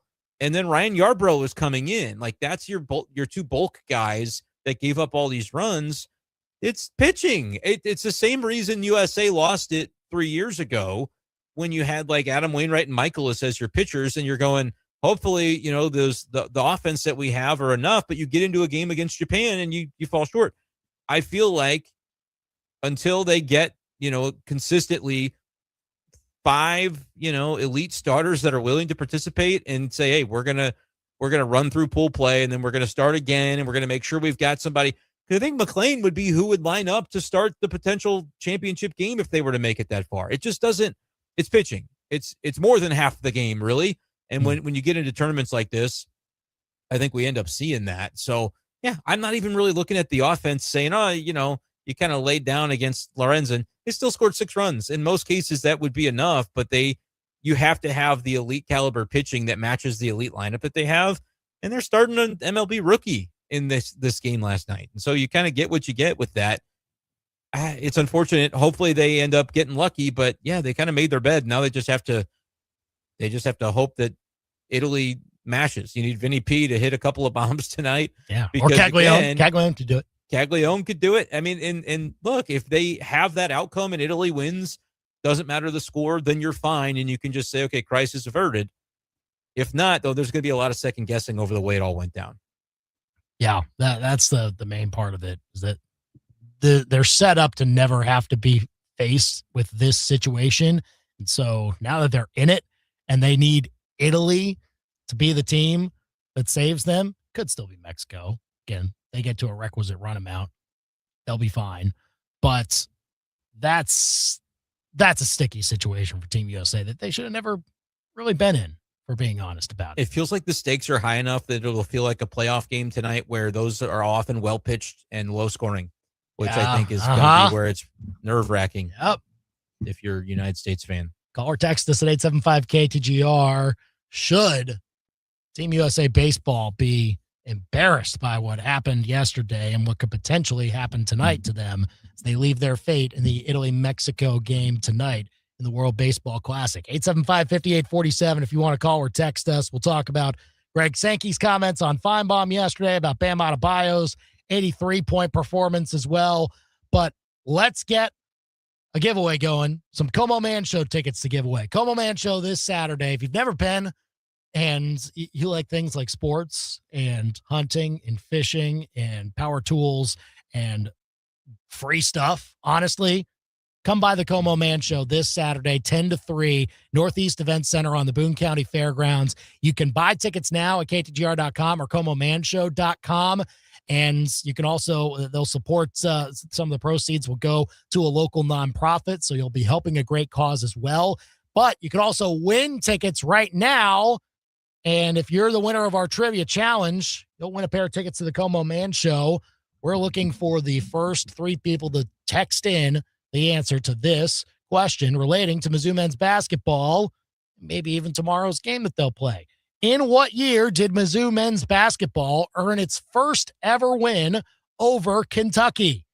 You know the answer? Text it to us, 573-875-KTGR. If you're one of the first 3 people to text in the correct answer, you'll win a pair of tickets to the Como Man Show this Saturday. Good luck, everybody. Again, 573-875-KTGR, the number to text. We'll talk some Greg Sankey comments next on The Big Show.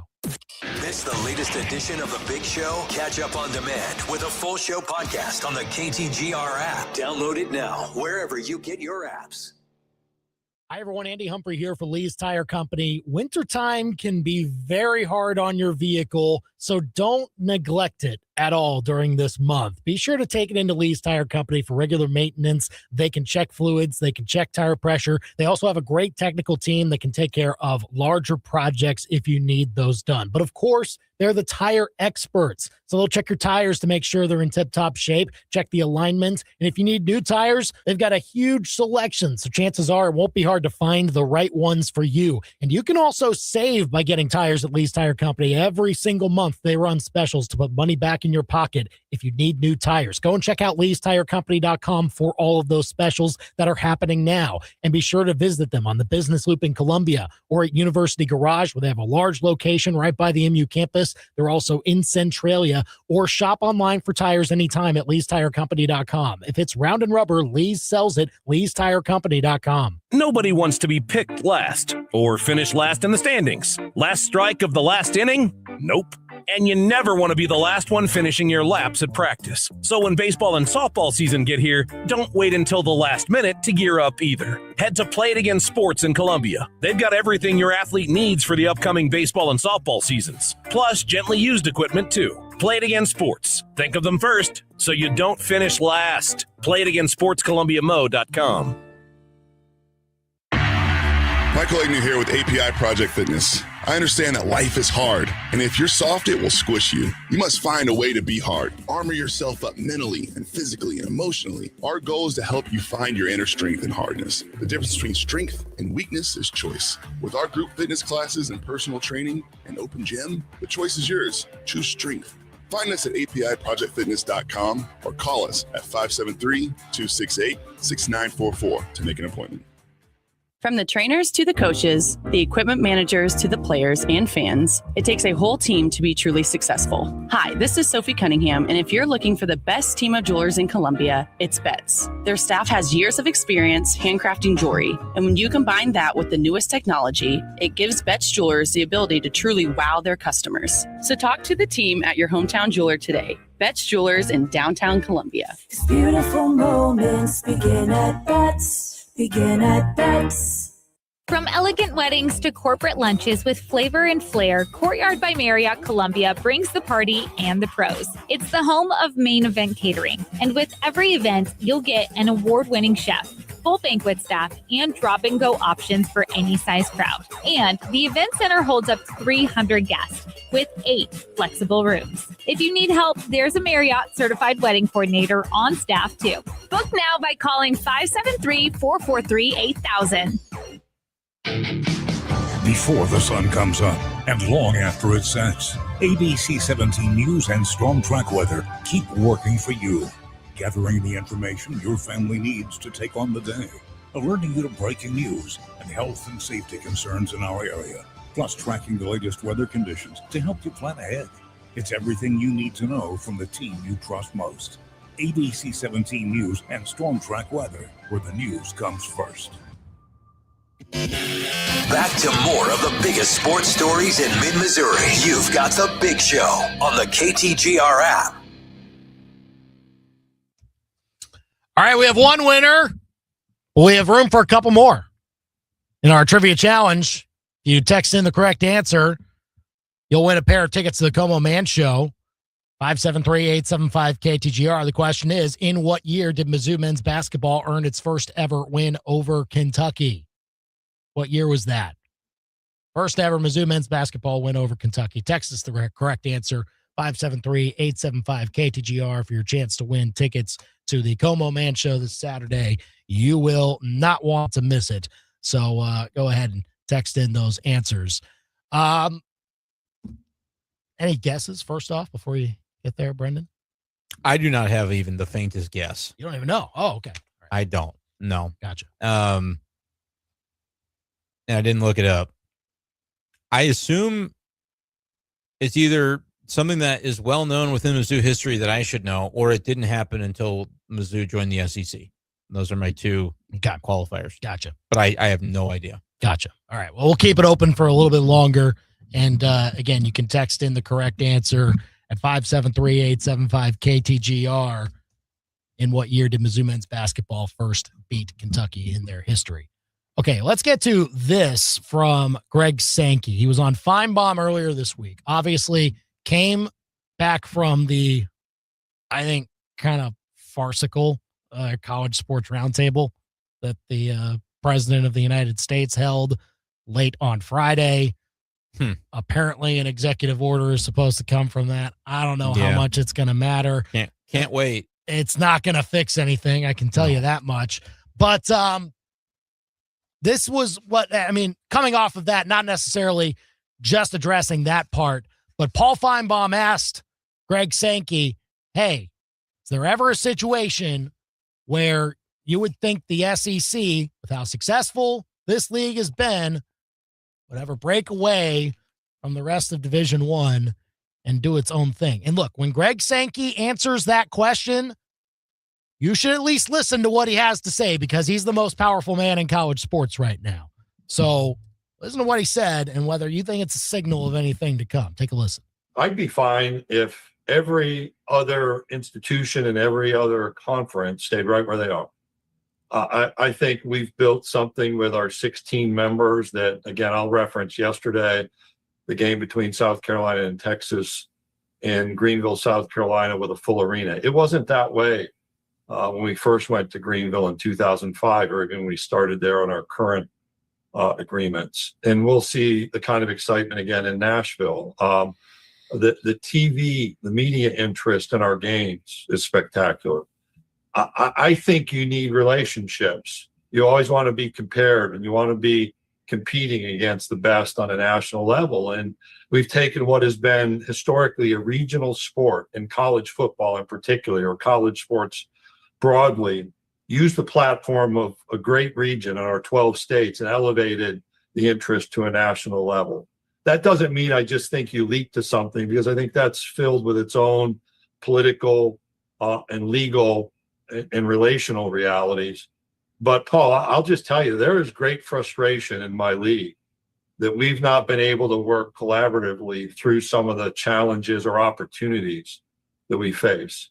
There's great frustration that as we go through the economic transition with our student athletes, we haven't better defined the boundaries, the guardrails, and held people to those. And we have a responsibility in that. So I'm not just casting blame. That's part of us solving problems. And I think properly, that's where our focus should be. How do we work with colleagues to solve problems? Can we do that collectively? If there's a point at which we cannot do so, I think the conversation that informs the question that you ask, is there something you do alone? I think that starts to generate more and more interest. But right now, and I think for the medium term, we're certainly focused on how do we keep the opportunities connected in Division I, while still how do we make decisions that are effective for those of us, particularly in the four conferences, that being the SEC, the Big Ten, the ACC, and the Big 12.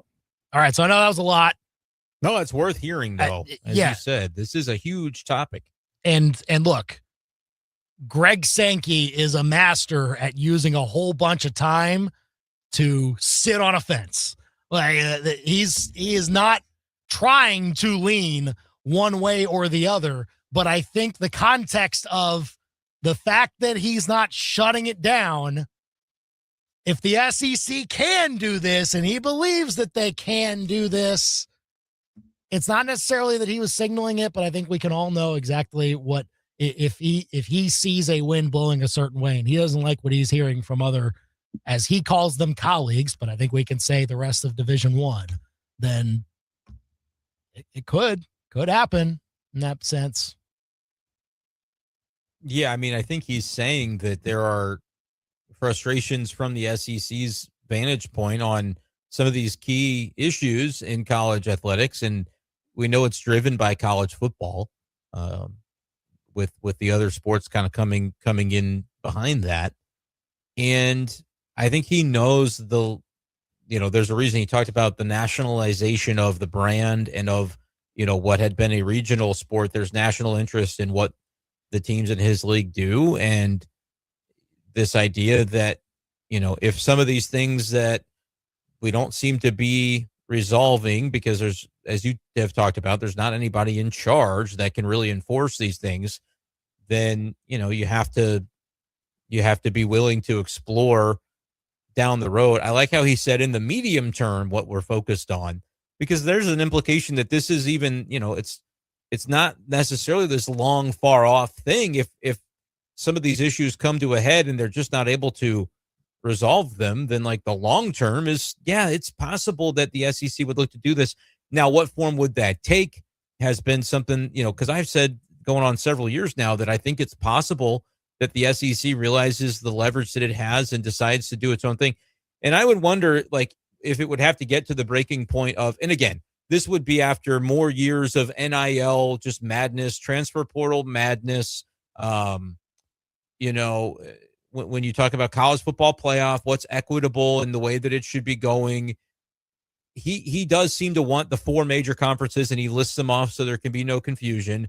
He said at the beginning, I'd like everybody to stay where they are, which tells me too, like, there's probably some frustration of the way that some leagues like the Big Ten have expanded beyond 16 teams. And so now it's kind of like you don't have that equity in terms of what's similar and the same. And now, you go to the 9 games to kind of, I think in part the SEC has done its part to try and keep the peace. Like, I thought they would get more out of going to 9 games. Yeah, I mean, they're getting money from it. No, they really have. The reason that they started this by adding Oklahoma and Texas, like that's not keeping the peace. Like that's a them decision. If you don't. Not really like that. No, the Big Ten doesn't expand to those other teams if the SEC doesn't add Oklahoma and Texas. That was an obvious move. If they were going to leap from the Big 12, you're not going to be left in the dust on that. That's a Cold War that plays out, and Greg Sankey is not going to lose that. Now, understanding what you're saying is true, that the SEC started this most recent round of the relocations and the realignment. That's just what they have to do because they're the biggest and they're the best. And they started it, and the Big Ten responded, right? Which is their right to do. And they took it to 18 teams in order to, try to have a leg up or whatever on the SEC. But I think the example I would go to is the 9-game schedule to make it equal to what the Big Ten is doing and what these other leagues are doing. I think they could have held out for more with the leverage that they had before doing that because of the concerns of what the college football playoff implications will be. All we really saw them get was the committee releasing and saying, we're going to consider strength of schedule. Just trust us. And so we'll see how this plays out in the first year of a 9-game schedule. But I would say that the SEC is acting in the aftermath of the OU Texas thing, which again, I think that was the right move for the SEC to make sure it stays top dog. Those are two very renowned programs.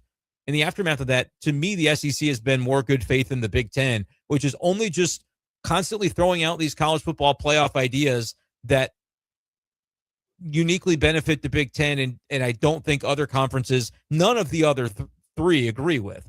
And so I feel like Sankey is right about a lot of what he's saying the issues in the games are, and NIL and transfer portal is probably at the very top of the list. NIL is the thing at the top of the list. And so the degree to which that can get resolved in a meaningful manner, I think will determine him and his league's satisfaction with the state of things. But I wouldn't be surprised if down the road, if you're talking about lots of lawsuits down the road later, that the SEC can say, we're not NCAA and we don't care anymore that we're not, because we don't think that actually means what it used to mean. If you would like to join us, Big Ten, here's what that will look like. We'll start it this way. But 10 years after that, Greg Sankey is the commissioner, or, his people are running the sport and can invite other people into whatever their thing is, but their thing is an NCAA. I am telling you, for revenue generating sports, I've been saying it for 2-3 years, and like the comment that Greg Sankey made there doesn't tell me any different. Down the road, they could explore that, absolutely, and I think probably pull it off. And then you'll have Big 12 and you'll have ACC go, well, don't leave us. We want to be a part of it. We'll listen to you. Are we sure they would say that, though? We're sure? I don't know. I don't know what they would say. That's my hesitation, is that, sure, SEC could go and do that. Years. But I think the rest of the NCAA can still say, okay, fine, we'll still be the NCAA champions, and you can go and off and do your own thing, but we're not going to recognize it. And then there will be just this back and forth of like, what do we recognize more? And everyone will draw their battle lines, and there won't be any kind of consensus as to whose champion is actually the champion. I don't want to equate it to this. I don't think it would be this. I was going to say it if you weren't. I know exactly Live what golf, you're about to say. Right? It's Live Golf, but with actually some status behind it. We sure about that, though? Like, if you brought the Big Ten with you, yes. I don't think you could do it with just the SEC and we're going to go take our ball and go play in the sandbox over here. I don't think that carries the cachet. If you take Michigan and Ohio State and the programs in the Big Ten, I think that starts, and that's uncomfortable for college sports fans for a few years. I think 5 years down the road from that, their thing has guidelines and rules that any joining conference or group of teams that wants to come into it at that point, and I'm talking about 5 to 10 years after the initial breakoff, I absolutely could see down the road that being, and they'll call it whatever they want to call it. They'll call it Live College Sports, but to your point, it is kind of like the Live Golf thing. I think if you get the Big Ten in the SEC, it could work. I'm not rooting for it. And it probably means private equity funding this too, just and that'd be awful also. It would be a bad road to go down, which is why Greg Sankey said the very first words out of his mouth from the question were, I'd like everybody to stay right where they are. There was a big, long-winded but that he got to, right, which is like, we got to figure out the stuff we got to figure out, or we're not going to say never say never. And then you thought realignment was the Wild West, it could get even crazier depending on how something like that would be functioning. I hate this place. I hate that this is college sports now. Yeah, they have well, to go down this road and that it's a possibility. Look, I would be fine with a breakaway of the Power Four. Like, I'd be okay with that. Largely financially, they're playing a different sport when it comes to the money. Yeah, that's a larger, like, you can say there's a tier break between Big Ten and SEC and ACC Big 12, but the tier break is larger from ACC to Big 12 to Group of Six. I think very clearly. I agree from with that. So, yeah, and the problem is, I think it works for basketball, largely how they do things. For football is what we're really talking about, and you'd hate to sacrifice one for the other, but that's the way the world works. Like the biggest dog is going to eat the most, and the football is the big dog.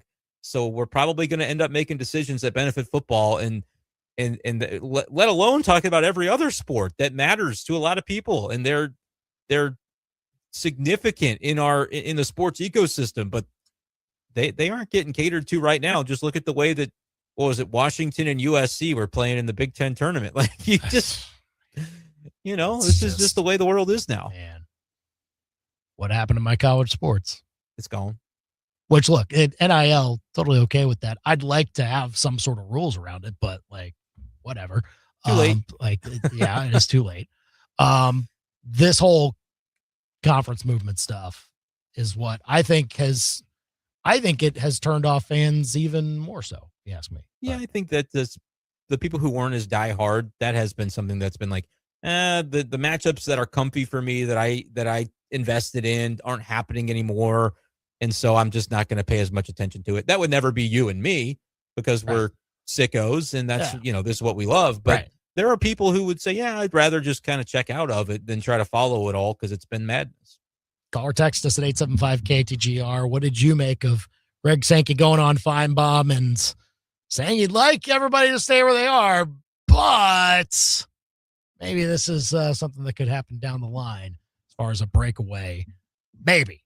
He didn't say that it was absolutely happening, but the fact that he didn't say no is at least still notable. Let's talk about Bam Adebayo's 83-point game and whether we call it legit or not next. Now, your local Sports Center update on your total sports station, KTGR. Good afternoon. I'm Andy Humphrey. This Sports Center update is with Lee's Tire Company. If it's round and rubber, Lee's sells it. Go to leestirecompany.com. Mizzou men's basketball now knows who they will be playing in their first game of the SEC tournament tomorrow. It'll be the Kentucky Wildcats, as Kentucky defeated LSU 87-82 earlier today in the first game of the SEC tournament in Nashville.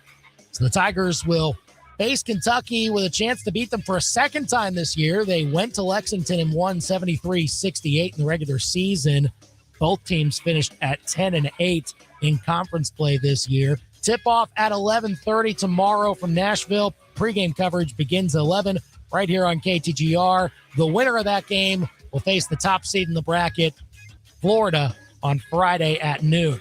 Mizzou baseball, fresh off a 14-6 win over Southern Indiana yesterday, their 13th straight victory. They're 15-2 overall. They'll take on Auburn in their first SEC series on Friday. First pitch for the first game is at 6 o'clock. Mizzou softball won earlier today in a run rule, 8-0 over UT Martin in 5 innings. Tigers are 8-16 on the year. They'll have their Mizzou bye-week non-con series this weekend at the Mizzou softball stadium.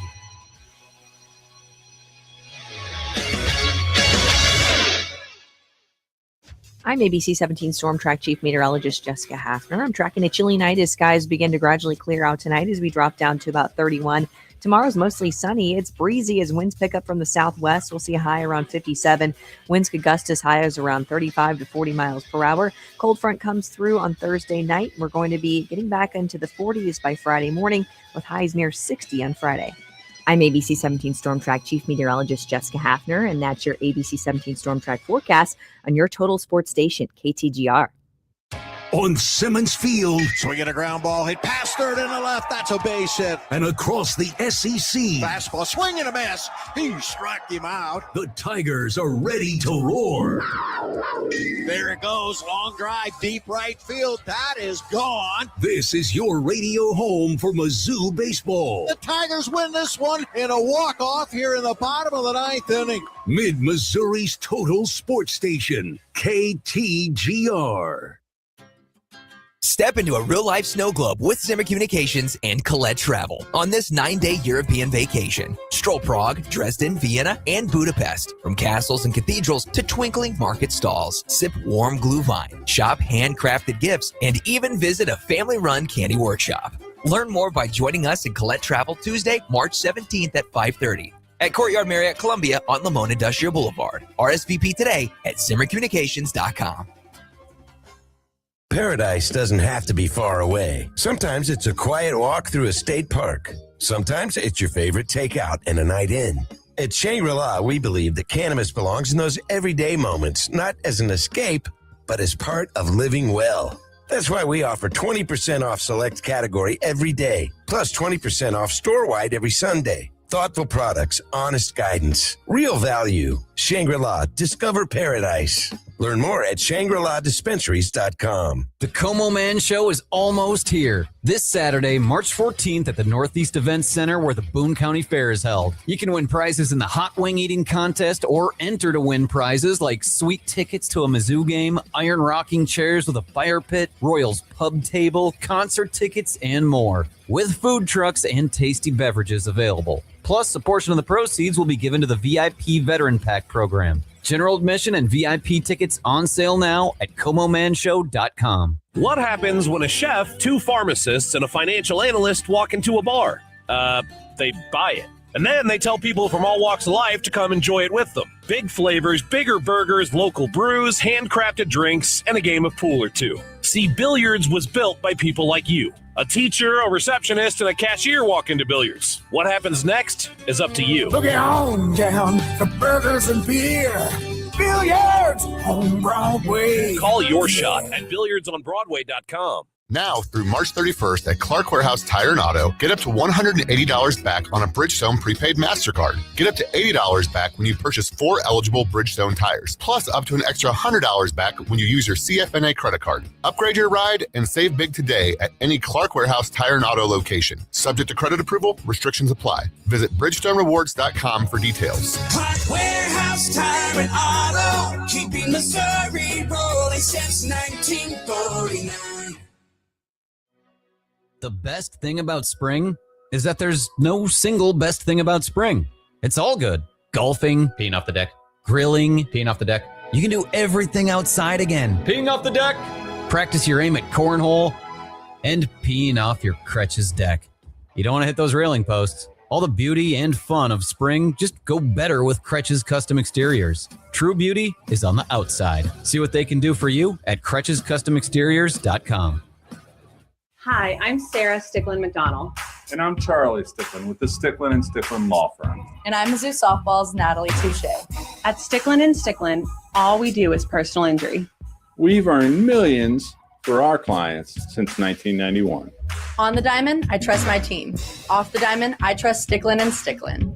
Don't let the insurance companies strike you out.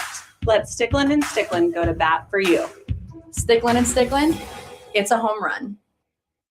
They can't shoot it straight on the golf course, but they can shoot straight on the biggest sports stories in mid-Missouri. Back to Andy and Brendan on The Big Show on KTGR. All right, we have our winners to our trivia challenge from earlier. Congrats to our winners of some Como Man Show tickets. And if you didn't win this time around, we'll give you one more chance to win tomorrow. You can also buy your own tickets on the KTGR app or KTGR.com or ComoManShow.com. You can come by, stop by our booth at the Como Man Show this Saturday from 10 to 3. We'll give you a chance to win some Cardinals tickets and some other cool prizes. But what year did Mizzou men's basketball first beat Kentucky? And yes, it was fairly recent. Okay. So wasn't like back before the SEC when they played in one of these games that they beat them for the first time. No, it Never was, had beat him before. Okay. No, yeah, not before SEC times. It was 2018. So within the last 10 years was the first time that it happened for Mizzou. That was Cassius Robertson. Okay. Going off for 16. I think also, I want to make sure I get the box score up here. I think Jeremiah Tillman also had the same amount of points. No, Jordan Barnett did. Jordan Barnett scored 16 points. Tillman had 9. Jonte Porter 13. And so that was their first ever win against Kentucky. It was at Mizzou Arena. And I remember where I was for that and thinking like, oh, yeah, they're going to beat Kentucky for the first time. They had lost 10 prior meetings before then. Yeah, they played, I'm looking at it now. They played in 1960 on New Year's Eve, loss in Lexington. 1971, loss in Lexington. Played a neutral in Hawaii in 97. Played in New Orleans in 99. And then those are the only meetings prior to the SEC. They took, looks like about 6 losses in conference play before finally getting the better of them. Yeah, and since then, they've won 4 out of 10. Yeah, that's almost half. I mean, doing okay. Yeah. Maybe tomorrow you get number 5. Yeah. So holding your own at least. We'll see if they can get it done tomorrow. Again, give us your thoughts, your predictions. 11:30 tip tomorrow. 11 a.m. is when coverage will start for Mizzou, Kentucky, right here on KTGR in Mizzou's first game in the SEC tournament. Kentucky won earlier today over LSU by 5 points. All right, so why are we just poo-pooing the fact that Bam Adebayo got to 83 points and we're acting as if he did it by accident? Like, come on. What are we doing here? I don't think I'm saying he did it by accident. I think I'm saying that it went to a shameful territory to try to get him those last few points. I think he got to 75 or so, 77 or so by his own merit. But when they started fouling to get extra possessions, and I have no problem. Bam should be chucking threes and driving every single time the Heat touch the ball down the stretch. That's legit. Yeah. If you know what? It's what Kobe did in that game. Triple team him if you have to. Do whatever you have to do because you don't want to wind up in history as the team that gave up the most points. Totally cool with that. The Heat should look for every possession to get Bam the ball. The fouling part is where I do think it crosses into a little bit of a different territory where it's like, okay, you're up 25. You're not fouling because you're trying to, win the game. We know why you're fouling. You're fouling for the extra possessions. I thought it got a little bit Looney Tunes at that point. But everything else was legit. And I was glued. I mean, once I kind of realized that this was happening, I wanted to tune in. On Tuesdays, I like to play the DraftKings promotion where you can pick a guy to have the most points, rebounds, assists. Kind of forgot leading up to the 9 p.m. tip-off. So I was kind of looking on the app like, I wonder who I should pick. I'm like, nobody. Bam's at how many? He's already got how many? Yeah. And so I just started watching at that point. Once I realized what he was doing, I had to I literally did one of those cartoonish, rub the eyes. Did I see this right on my screen that he has 72 points or whatever it was at the time I started looking? But yeah, it's just the fouling. That's really the only part I have an issue with because I don't think the Heat fouling to get him the ball back. The Heat fouling up 25 so that the other team could take free throws and they could get the ball back with the clock stop. That happened probably 3 or 4 possessions toward the end. And that part, I was like, how long are they going to go? Because they could probably get him to 100 if they really wanted to, but they just got him to 83, got him to second place by his lonesome, and then they took him out of the game. See, I get that part is a little bit slimy, and I don't know if the Heat should have played it that way. I just want to focus individually on what Bam Adebayo did, which I thought was wildly impressive and one of the 3 best games we've seen individually from a player. It's just, and I don't think it was better than Kobe's game. I think Kobe was his 81. He did it with a lot more efficient, a lot of shots from the outside. It ended up being a blowout game, and Toronto, who he did it against, was a similarly weak opponent. They were not a good team that year in 05-06. But that game was like Lakers trailed at half in that game and had to come back and had a monster third quarter to take control of it. But it was wrapped up by, 5-6 minute mark. And then it's all about, okay, let Kobe get as much as he wants to. But the Lakers were not fouling at the end to try and get Kobe the ball again. So from that sense, yeah, Kobe is ahead. But I just don't know if we should pretend that this isn't next on the list because of the fact that that the Miami Heat were fouling at the end. Like, I think it counts. It's legit. There's no asterisk or anything, in my opinion. I just think you could look at it and be like, little corny to do the fouling. And other than that, it's like, no, they should absolutely, once the game's in hand and like, no, should they take him out? No way. They should let him get as many as he can and they should continue to play. But like within the scope of like sportsmanship, I don't know. It's not like it's the end all be all. And you're right. I think the headliner should be, holy crap, Bam Adebayo scored 83. And that's the headliner. But in the second blurb, you go, did they really need to foul? I do kind of like that they kept him in to score 83 rather than stop at 81. The announcer was, I don't know why he thought they were going to take him out, but it was the home announcer for the Heat that was saying he'll be happy to share it with Kobe. And he showed no sign of going toward the bench, and they were literally fouling to get him to pass Kobe. Yeah. So, legit fouls too, by the way, like anyone trying to nitpick that they were bad foul calls. I saw maybe one or two that were questionable, but on those, it was plays where he had an and one. He was making the shot anyway. And so, people might say, gosh, he made so many free throws to do it. So I would say not one of the three best performances in NBA history, because I'd find somebody's triple double where they scored 60, right? Like, or 50 or something like that, because he didn't have a bunch of rebounds or assists. But yeah, he scoring wise, you can't argue. It's second. Well, maybe the most. I've yet to see the video. They say, he took the picture. But again, like even then, like even if Wilt got to 94, they were also fouling up 20 to get him more opportunities. Just so we all know, that was a while ago and we don't remember it. But this is kind of what I'm saying with Bam's. 50 years from now, we won't really talk about the fact that the Heat were fouling up 20 to get him the ball. That's what I'm saying. You're claiming that Wilt's team was fouling up 20. Did you read that in The Athletic? I need to see some. One of the teammates one of the guys who was trying to guard him said that. Had said it. Okay. Yeah, it said it in interviews before. So, all right. There's that. I thought the beat writer for The Athletic that day was typing it up on his typewriter. No, his internet connection was a little off that day. What can you do? Thanks for joining us today. We'll react to Mizzou, Kentucky tomorrow at 4 o'clock. Again, 11 a.m. when coverage starts. He's Brendan. I'm Andy. We've got SEC Hoops coverage coming up next here on KTGR. My name is Taylor, and I have had insurance with Phyllis Nichols and her team for over 9 years. A auto claim came when